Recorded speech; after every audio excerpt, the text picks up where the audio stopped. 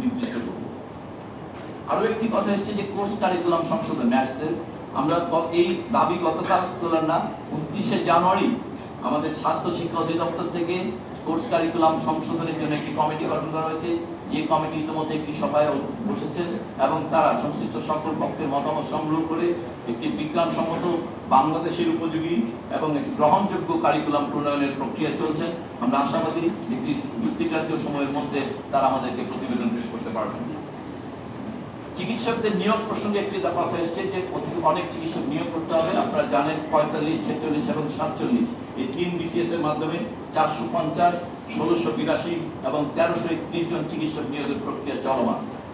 তারপর প্রত্যন্ত অঞ্চলে চিকিৎসকের অভাবের কথা বিবেচনা করে আমরা জরুরি ভিত্তিতে একটি বিশেষ BCS এর মাধ্যমে 2000 চিকিৎসককে নিয়োগের বন্দোবস্ত নিয়েছি এবং সেই জন্য জনপ্রশাসনকে গত 9/3/2025 তারিখে আমাদের পক্ষ থেকে অনুরোধ পত্র পাঠানো হয়েছে। আরেকটি বিষয় আলোচনা আসছে, সেটি হচ্ছে চিকিৎসকদের বয়সসীমা। আগে যখন সাধারণভাবে BCS এর অন্যান্য ক্যাডারের বয়সসীমা 30 ছিল, তখন চিকিৎসকদের 32 ছিল। আপনারা জানেন কিছুদিন আগে তাদের বয়সসীমা সাধারণভাবে সব ক্যাডারের 32 করা হলেও দুর্ভাগ্যজনক চিকিৎসকদের বয়সসীমাটি বাড়ানো হয়নি। আমরা একটি অনুরোধ পত্র তাৎক্ষণিকভাবে পাঠিয়েছিলাম, কিন্তু সেটি জনপ্রশাসন কর্তৃক বিবেচিত হয়নি।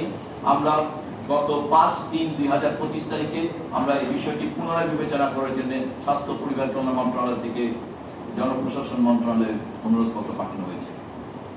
মানহীন মেডিকেল অ্যাসিস্ট্যান্ট ট্রেনিং স্কুলগুলো বন্ধ করার কথা বলা হয়েছে।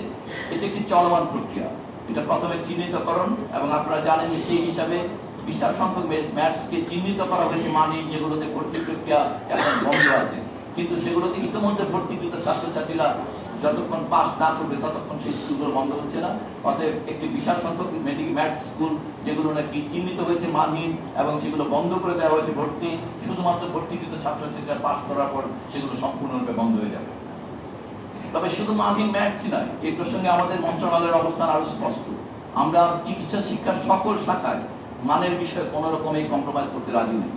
আমরা মনে করি যে আমাদের এই শক্ত অবস্থানের ব্যাপারে আপনারা আমাদের পাশে থাকবেন, এবং আপনাদের মাধ্যমে আমরা বাংলাদেশের সাধারণ মানুষকে এই মেসেজটি জানাতে চাই যে আসলে এই মান রক্ষার প্রশ্নে আপোষহীন অবস্থানের কারণে যদি কোনো আঞ্চলিক, কোনো পেশাগত, কোনো গোষ্ঠীগত বা কোনো ব্যক্তিগত কারো কোনো সমস্যা হয়, দয়া করে সাধারণ মানুষ এবং এই দেশের স্বাস্থ্য খাতের আগামী দিনের কথা ভেবে আপনারা এই স্বল্পমেয়াদী কষ্টগুলো বা অসুবিধাগুলো মেনে নেবেন।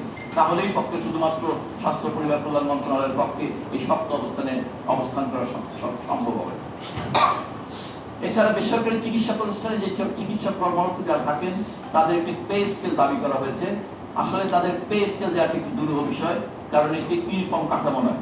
এটি ঢাকা বা বিভিন্ন মহানগর, জেলা শহর এবং উপজেলা শহরের বিভিন্ন চিকিৎসা প্রতিষ্ঠানের চিকিৎসকদের বেতন ক্রম ভিন্ন হবে।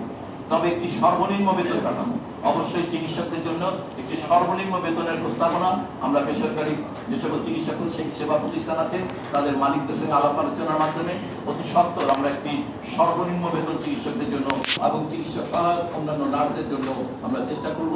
আমরা আশাবাদী যে আমরা একটি পে স্কেল নয়, কিন্তু আমরা একটি সর্বনিম্ন বেতন ঘোষণা করতে সক্ষম হব অল্প দিনের মধ্যে। আর স্বাস্থ্য সুরক্ষা আইনটি আপনারা জানেন দীর্ঘদিন যাবত আলোচিত, বহু বছর যাবত, এবং আমরা ওই দায়িত্ব প্রাপ্তির পর এটাকে প্রায় চূড়ান্ত করে এনেছিলাম। কিন্তু ইতিমধ্যে স্বাস্থ্য সংস্কার কমিশন কিছু পর্যবেক্ষণ দিয়েছে যেগুলো আমরা ইনকর্পোরেট করতে আগ্রহী, এবং সে কারণে এই স্বাস্থ্য সুরক্ষা আইনটিকে তাদের যে পরামর্শগুলো এটি আগামী 18 তারিখে আসবে বলে আমরা আশা করি তাদের এই পরামর্শগুলো আসবে, সেগুলোকে ইনকর্পোরেট করে আমরা অতি সত্বর এই স্বাস্থ্য সুরক্ষায়, অথবা এটার নাম পাল্টেও যেতে পারে স্বাস্থ্য সেবা বা চিকিৎসক সুরক্ষায়, যে নামে হোক না কেন, আমরা এই সংস্কার কমিশনের পরামর্শ এবং ইতিমধ্যে সকল স্টেক হোল্ডারদের পরামর্শের আলোকে এগুলোকে পরিমার্জন করে আগামী 2-3 সপ্তাহের মধ্যে আমরা এই স্বাস্থ্য সুরক্ষা আইনকে জনসম্মুখে আনতে পারব।